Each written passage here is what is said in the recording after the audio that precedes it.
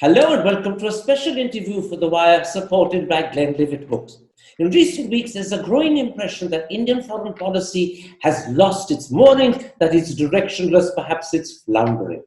And that impression seems to be corroborated by the belief that Boris Johnson has been invited as chief guest for Republic Day next year. But is the impression correct, or is it a mistaken impression? That's the key issue I shall raise today with former Secretary in the Ministry of External Affairs and one of the most highly regarded commentators on foreign policy, KC Singh. Ambassador Singh, let's start with the belief that Boris Johnson has been invited as chief guest for Republic Day next year. The invitation has been extended to him at a time when an increasing number of his MPs are rebelling against him in the House of Commons, when his own party is speculating whether he ought to continue as Prime Minister once the Brexit deal is done. Clearly, this is a Prime Minister who's beleaguered in his own country and whose stock is at bottom. Is he therefore the right sort of guest for Republic Day? You're absolutely right. Normally, you don't want someone who causes a further controversy because he's now rushing to Brussels for making a final attempt to see if he can reconcile the Brexiteers, what the Brexiteers supporting him want, and what the European Union wants, which says it's fed up with the compromises it has done with him. And Northern Ireland is another issue, and Irish have also put their foot down. Therefore, now bridging this gap between his core support and his continuously saying that he will not compromise on national security, on what is critical to England, and the compromises that European Union seeks, he is probably going to fall between two stools. That's in addition to the COVID thing on which his party broke. Now, therefore, when somebody is going into this kind of a political controversy, also in addition, we don't even know if we are going to have a parade and what kind of a parade we'll have, because as yet we're in the middle of a pandemic in Delhi.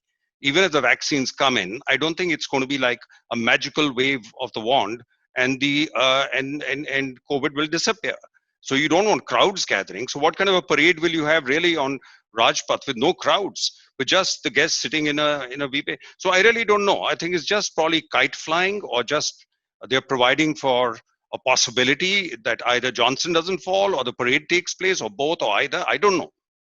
So you're suggesting to me, to use your phrase, that a Prime Minister who'll probably fall between two stools, whose own party is now speculating whether it's worth keeping him on once Brexit is done, is perhaps the wrong man to invite on Republic Day? Yes, except unless what is happening is the right-wing leaders who kind of, sought solace from President Trump. And of course, Mr. Modi has been there before Trump, but Bolsonaro followed him. Boris Johnson felt very proud calling himself Junior Trump or whatever, or Trump called him that. So this circle is beginning to crack with the defeat of Trump. Now, once the circle of the right wing begins to crack, right wing leaders, are they holding hands? Kind of, this is nervous holding of hands with the leader of the pack gone. Absolutely. Let's unpick some of the things you said because they're very critical. First, let's take the guest we had last year, the Brazilian president, Jair Bolsonaro. He's best known internationally for his infamous comments, his misogyny, his homophobia. On Republic Day, when we celebrate the values and principles of our constitution, is a misogynist, a homophobe, the right sort of guest for India to invite? No, but that's just cocking a snook at those values, and that is the direction in which India has been going. So you dub anyone who's criticizing on those grounds as a Khan market skeptic, as some kind of libtard or Kongi, or they've got all kinds of coinages. So you start running down anyone with any kind of common sense criticism of this kind of approach, right-wing approach, and then you kind of drown it in social media noise, and that's been happening. And you see also before that we had Mohammed bin Zayed, who is the Crown Prince of Abu Dhabi. And this is again a convergence in the Gulf, because we can come to that later, but President Trump has not only increased the fractures which are there in the Islamic world, but he is just merrily backing one faction in the GCC, which is causing serious problems. So you had a member of that group I'll come to Trump later. Let's for now focus on the guests that India is inviting so that we can get some sense that we are actually on a trajectory of inviting unsuitable or inappropriate people as chief guests on Republic Day. You agree that Jair Bolsonaro, with his misogynist and homophobic views, was not a suitable guest on Republic Day when we're cherishing and celebrating the principles of our Constitution. And secondly, Boris Johnson, whose very future seems to be at stake in his own country, again is an inappropriate guest. But it's not just these two that have attracted attention. In October 2018, in October 2019, the Indian government invited 23 members of the European Parliament to be the very first foreign politicians to visit Kashmir after the change in 2019. And these were drawn from parties like France's National Rally, Germany's Alternative for Germany, UK's Brexit, Italia's Forza Italia, and Poland's Law and Justice Party. As you know, these are right-wing parties, best known for their anti-immigrant, which means anti-Muslim views. Secondly, they don't represent majority opinion in their country. They're very much minority voices. So are these 23 MPs who are invited from these parties the right sort of politicians to be the first to go to Kashmir after the constitutional status was changed? The impression one got is, I don't think, having spent a lifetime in South Bloc, that South Bloc would not have vetted them or would not have reservations about them. So this is a kind of thing which is driven from outside. The foreign policy feedback, which is the loop back, which is going into Prime Minister's think tank, is going from these various nebulous groups created outside, which are right-wing amongst the diaspora, and they kind of provide solutions. Ram Madhav used to be earlier preceding any function of the diaspora which took place. He would land up there and rally the RSS created cells in those countries. Now, later on, of course, the government kind of denied that they had anything to do with it. But the NGO which was involved, they had very suspicious credentials. It didn't even have a proper financial statement. So very clearly, it was a ham-handed government operation conducted by lesser known, lesser visible agencies, and probably indirectly funded, because those organizations didn't have the money or the wherewithal. And the speed with which they got the permissions, the kind of security given to them when they went to J&K, clearly indicated there was a government hand, albeit unseen, but then very quickly withdrawn when they found the embarrassment was extreme. Now, there's one strand or one thread that seems to connect Boris Johnson, Jair Bolsonaro, and these 23 very right-wing European MPs. It's the fact that they are all from the right of the political spectrum.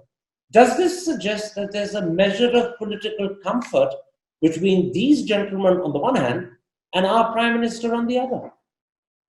Well, there's no doubt about it, and I think it's driven also by certain elements in the diaspora, and that's the element which. So you've had these big events abroad. You've had the diaspora used differently, not simply to outreach and use them very subtly, but very openly go to large gatherings, invite local politicians, show them your electoral muscle in their country, and then try supporting groups which you are comfortable with, which is what you are saying, that they're comfortable with those that do not share the democratic values and therefore do not question what is done in India. Whereas the Democrats in US or others, they ask too many questions, or Trudeau or this and that.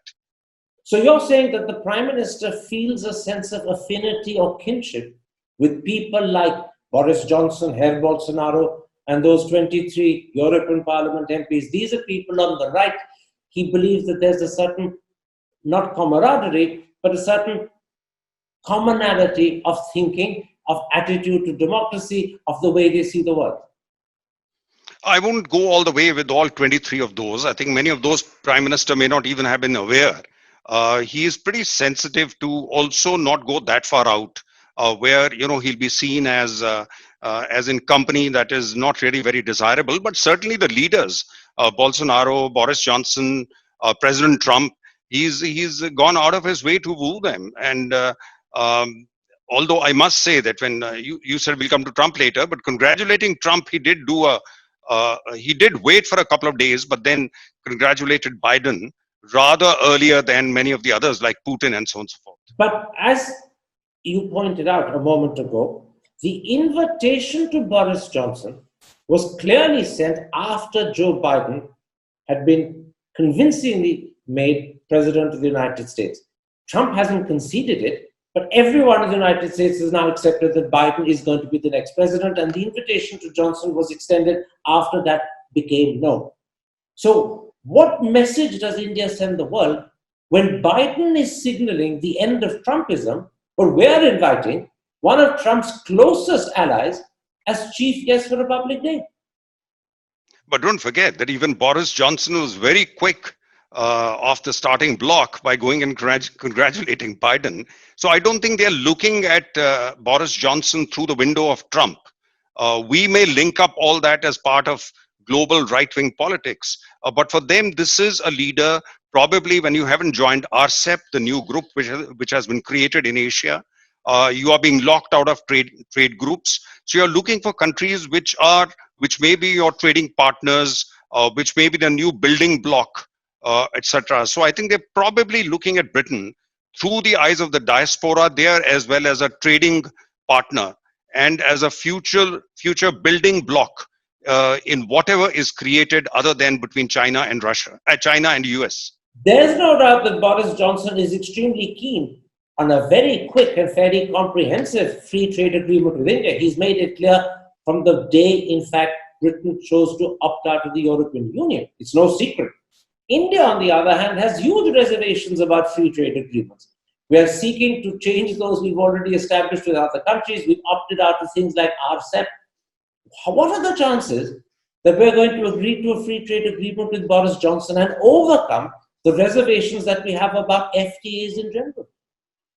Yeah, I don't think these things are being thought through. The impression I'm getting is that, that's why the functioning of the cabinet, the getting together of the top ministers who sit down and devise policy, there's a bit of ad hocism to these approaches, and therefore the feeling one gets it has been driven in the past. Mrs. Gandhi used to drive the policy, but she had extremely competent people around her. But this seems to be a question of very centralized decision making, where Prime Minister takes a call, and I don't think all the permutations, combinations, pros and cons are weighed of situations or a grand strategy towards we move. Do we have a grand strategy in a post-Trump world? That is the question. Let's come to another issue. Recently, the foreign minister visited both Bahrain and the United Arab Emirates, two countries that have broken with the rest of the Arab world to recognize Israel. But the foreign minister didn't balance his visit by also including a country like Qatar. What message does this send the Arab world? No, message is very clear that, this was hand-holding with the three countries, the Saudi Arabia, which he didn't visit, but Saudis also, the Saudi Crown Prince also had a meeting with the Israeli Prime Minister, which has not been openly denied. The Israelis have claimed it, close to Haifa in a border town. So the Saudis have not established diplomatic relations with Israel, but they've allowed overflights. They've allowed. Come back to the fact that we visited Bahrain and the United Arab Emirates, two countries that have established relations with Israel and broken the understanding of the Arab world that relations with Israel will not be established until Palestine is recognized and given full statehood. So when we visit these two countries, what message do we send the Arab world? Look, in fairness, what you can say is that today the Palestinian issue is not the main issue on the Islamic world's table. That issue is receded. The issue today is Iran. And I think it's Iran which is driving these new combinations. Even now, Qatar's problem is that Qatar's, which has the largest gas field in the world, she has a shared gas field with Iran. That field extends literally from the coast of Qatar to the coast of Iran.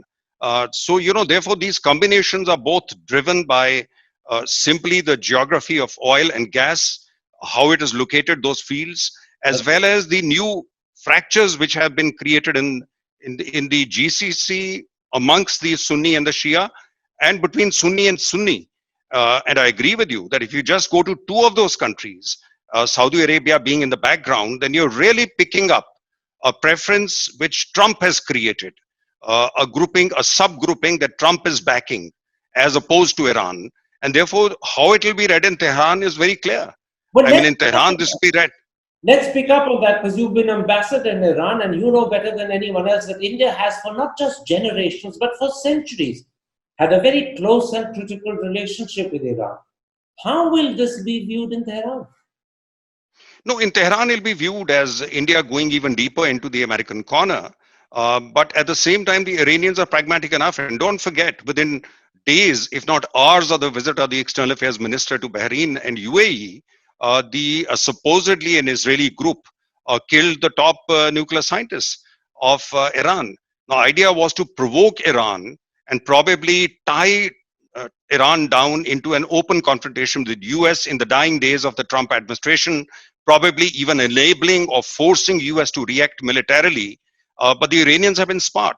They've just swallowed the insult. Come back to how Iran will view the fact that our foreign minister went to two Arab countries that have consciously and deliberately broken the Arab understanding and forged diplomatic ties with Israel. How will Iran view that? Because we have critical relations with Iran. We don't wish to annoy and offend them. Have we given them some cause to be a little wary and suspicious of us? No, once you already gone in that corner, if you're already, I think what India's under Prime Minister Modi has done is chosen UAE and Saudi Arabia, and of course Bahrain as a minor actor in that, to wean away these countries from Pakistan. That seems to have been the driving force. And to some extent, that's been successful because OIC, Saudis have tried to control the resolutions on Kashmir at OIC, though it's still, again, come back on the as part of the discussion. But this is part of that move, and it's all a new camp with US in the background. These three countries here, as opposed to Iran. So Iran is the one that they are opposing. So if you're seen as going with them, obviously Tehran will read it as India being deep in their corner. Quite right. So this may wean these two countries, the UAE and Bahrain, away from Pakistan, bring them closer to us. But equally, it could have the opposite effect with Iran. Iran could be more wary and suspicious and see that India is getting closer and closer to a Trumpian perspective. No, which is true. And that's why on Chabahar, they've drawn, and that pushes actually what is dangerous is it pushes Iran deeper into the Chinese and the Russian corner.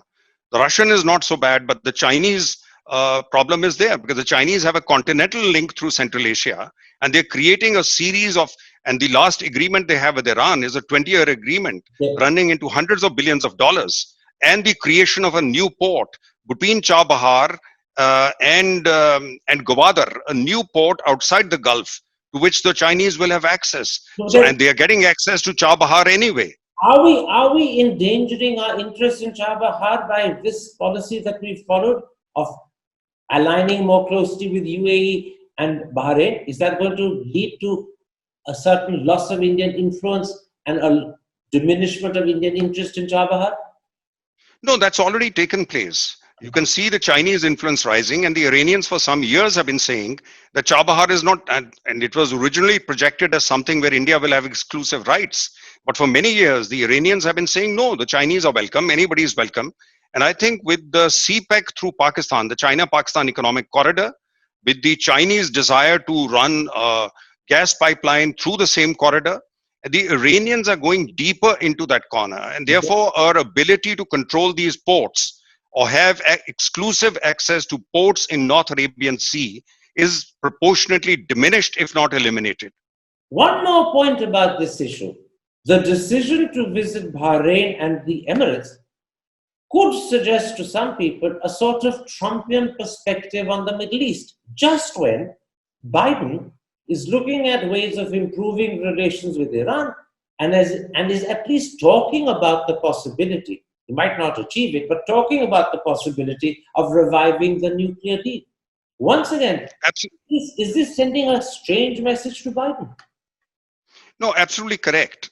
Knowing that Biden has talked about reaching out to Iran, has talked about the Joint Comprehensive Program JCPOA, which they had the nuclear deal, of not reviving in exactly the old form, but in some new form.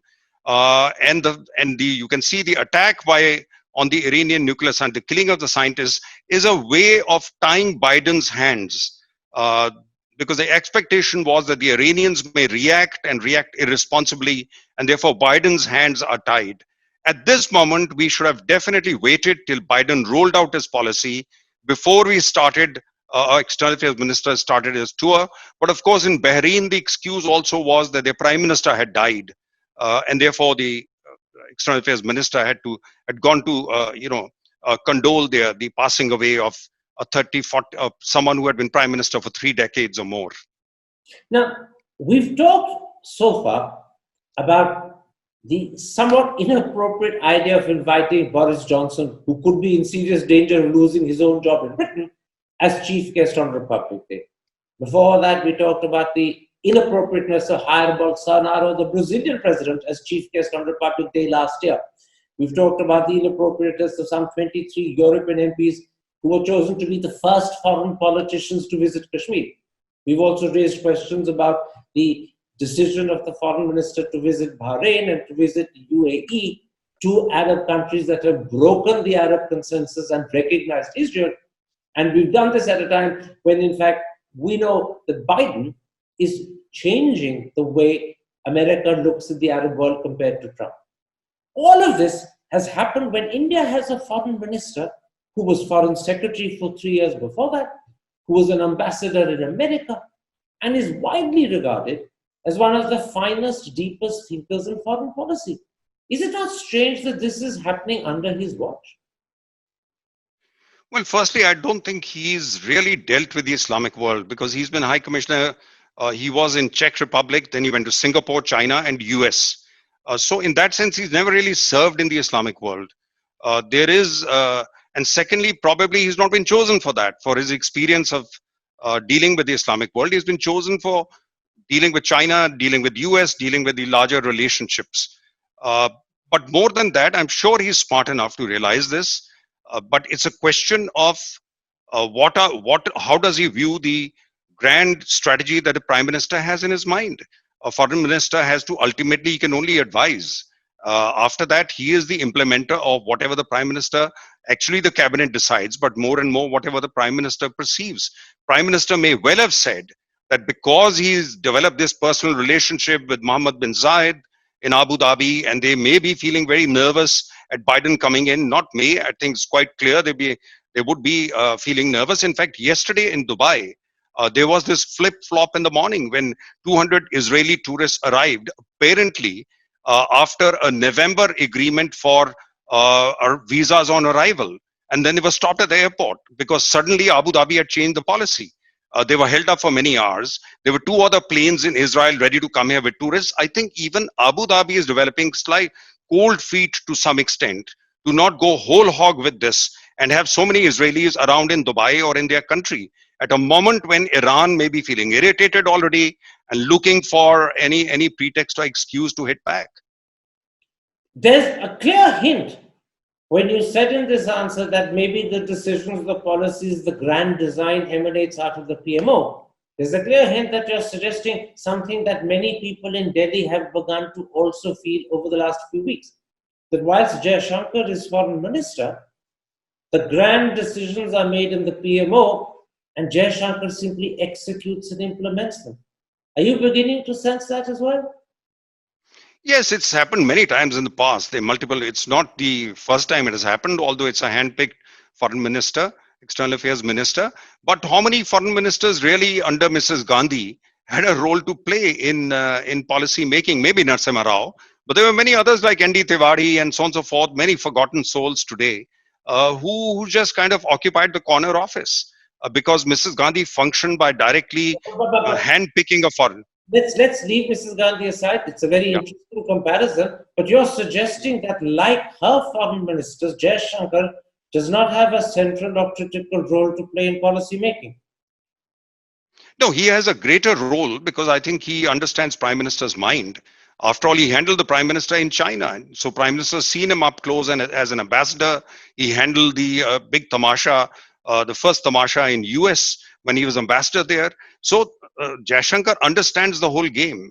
But the only problem is that Jaishankar doesn't have a grounding in politics. He doesn't have a grounding, he doesn't have a core constituency. And that's why you don't see him addressing the public, speaking to the public on foreign policy, or even meeting the press. It's all right, Prime Minister not meeting. Why doesn't the foreign minister have a periodic press conference and answer questions? After all, he did that as a foreign secretary. He should be doing all the more so as foreign minister. Is this his Achilles heel? Not having a grounding in politics, not having the confidence as a politician usually does to meet the press and answer the press. Is this an Achilles heel? That is obvious. I mean, and probably that's why Prime Minister has put him there, because he doesn't. You see, foreign minister is often said that that's why Mrs. Gandhi, again coming back to her, often had very nondescript foreign ministers, other than when they were from the minority community, a Chagla or a Swaran Singh, because a foreign minister can become a rival, as Gujral became of Devraj, the then Prime Minister of Gowda, because a foreign minister cannot be kept away from the limelight, and he can become your rival in terms of public perception. I've deliberately left this right to the end, but I want to raise with you a growing belief about India's China policy. Many people have come to the conclusion that the belief that summit-level meetings between the two heads of government can sort out the problems or constrain the problems and show a way to sorting them out, that belief fired up India's China policy through Wuhan, through Mamallapuram, but now looks as if it's fallen flat on its face. Would you agree with that view? Yes, I have not been a great supporter of summitry as a way to push foreign policy forward. Summitry, in fact, Kissinger said it in some place. He says summitry is the point of last resort. You do not go to that level till you have prepared everything. Because if you fail at that level, there is no other level to go to. You can't then send foreign secretary to fix something that the prime minister could not fix. I think, this is a mistake.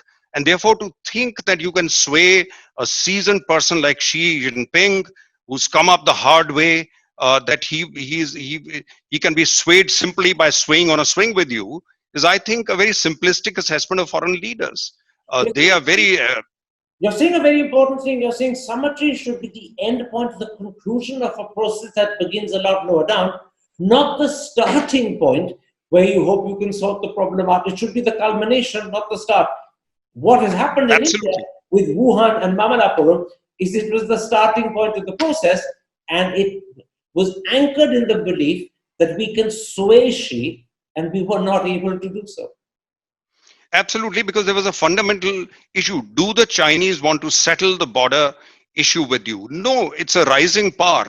When you are both rising powers, and one rising power wants to make sure the other rising power doesn't come up, he wants to keep the border issue alive so as to put a pressure on you periodically by making moves there.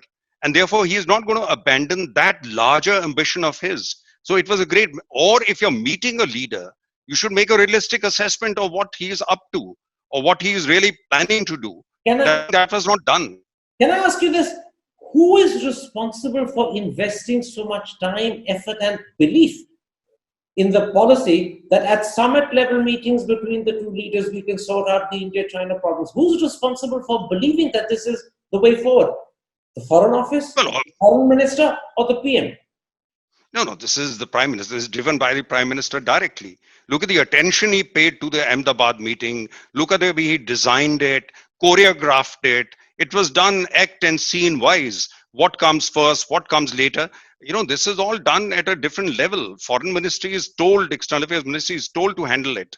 But essentially, event management, it's a sort of event management. But shouldn't the Foreign Minister, who'd been Foreign Secretary for 3 years, and had been ambassador in China for 5, I believe the longest serving Indian ambassador to China, actually said to the Prime Minister, we're going about this the wrong way. You're investing too much effort and time in summitry, and problems should not start with summits. Summit should be the culmination of the solution. You've got it the wrong way around. Shouldn't Mr. Jaishankar have made this clear to the Prime Minister? Well, we don't know what he told the Prime Minister or what he could tell the Prime Minister or didn't tell the Prime Minister. Very clearly, either it wasn't told or it was told it was not accepted. We can only go on the basis of the, whatever decisions were taken. But because we know how Prime Minister has devised other policies, like demonetization, which very clearly I don't think even the finance minister was in the loop of, though he jumped on board later. So Okay. Prime Minister's way of these great policy moves is using a very small circle around him. My last question, I come back to that question I raised in the introduction. There's a huge impression in India that is steadily growing that Indian foreign policy is becoming increasingly directionless. It looks as if at times it's floundering. Would you agree? I think we are at multiple inflection points. You see, Trump has caused so much disruption. Now we are in the post-Trump world.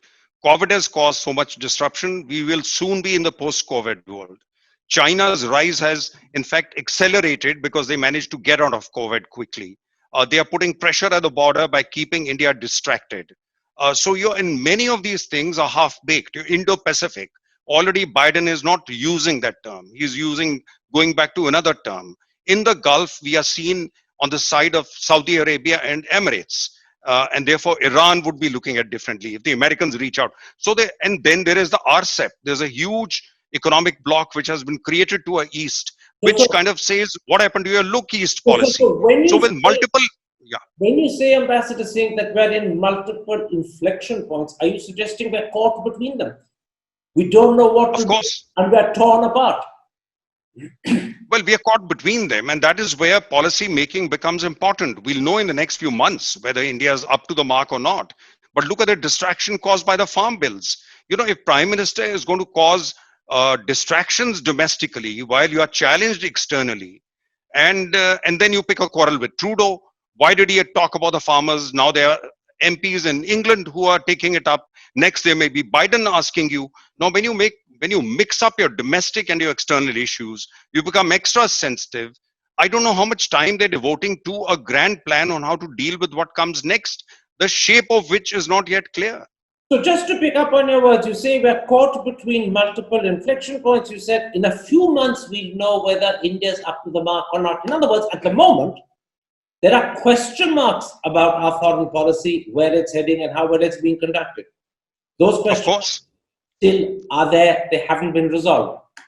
of course, of course. So this is not a happy moment for Indian foreign policy. We're lacking Well, certainty. We're lacking clear direction. well, of course, it's not a happy moment for many countries. But yes, for us, it certainly is not. That is a very clear answer, Ambassador Singh. Thank you very much for speaking to me. Take care. Stay safe. Thank you. It's a pleasure as always.